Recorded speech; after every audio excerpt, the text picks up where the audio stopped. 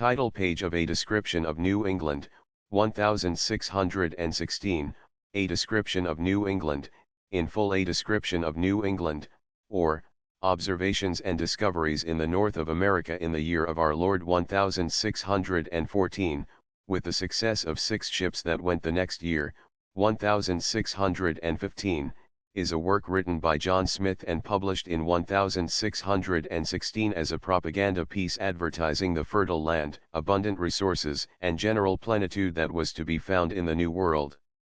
Unlike the reasons that the Pilgrims and the Puritans had for migrating to the New World, the Virginia Company, and other sponsored companies that traveled over, mainly came to the New World in order to make a life for themselves and start over in an economically fresh region.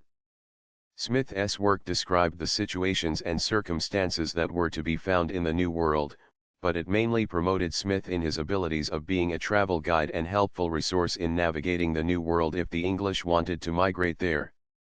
In the work, he printed many maps of the surrounding areas, and because he did so, the immigrants used those maps and found no need for Smith's help. Smith did not receive as much money from being a travel guide as he had originally planned on and hoped for.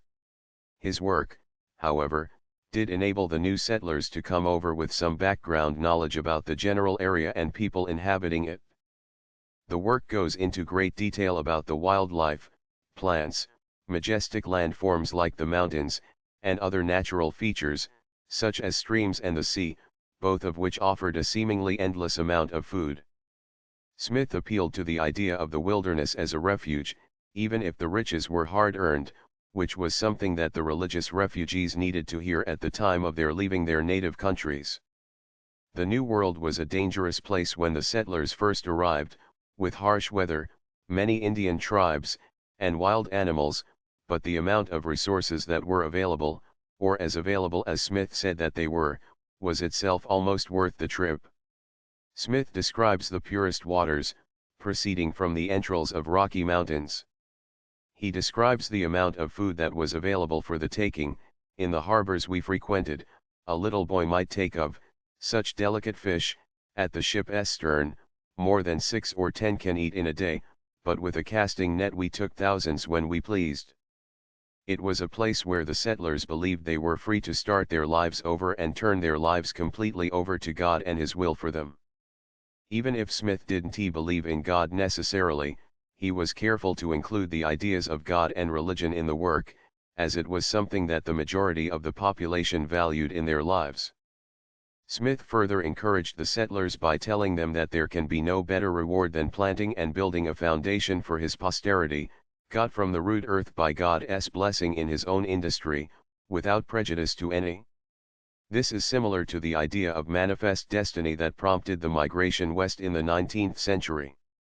Smith also goaded the English that living in Virginia, is not a work for everyone. It requires all the best parts of art, judgment, courage, honesty, constancy, diligence, and industry to do but near well.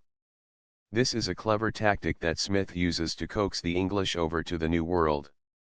If he said that people couldn't do it, and that it wasn't easy, the settlers were more likely to want to challenge Smith's idea and come over to the New World and prove that they could survive. It was a matter of pride and proving Smith wrong, and it worked.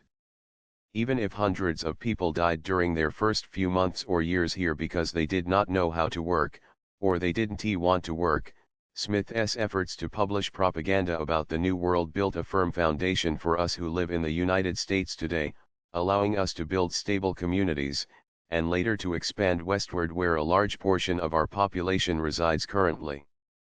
The majority of our ancestors came from somewhere else originally, and many of us have ancestry stemming back from people living in Jamestown or surrounding areas, the Pilgrims or the Puritans, and getting people to travel here was due in part to Smith's bragging about his escapades in the New World and the magnificent places was, if you could get past the incredible danger that was there.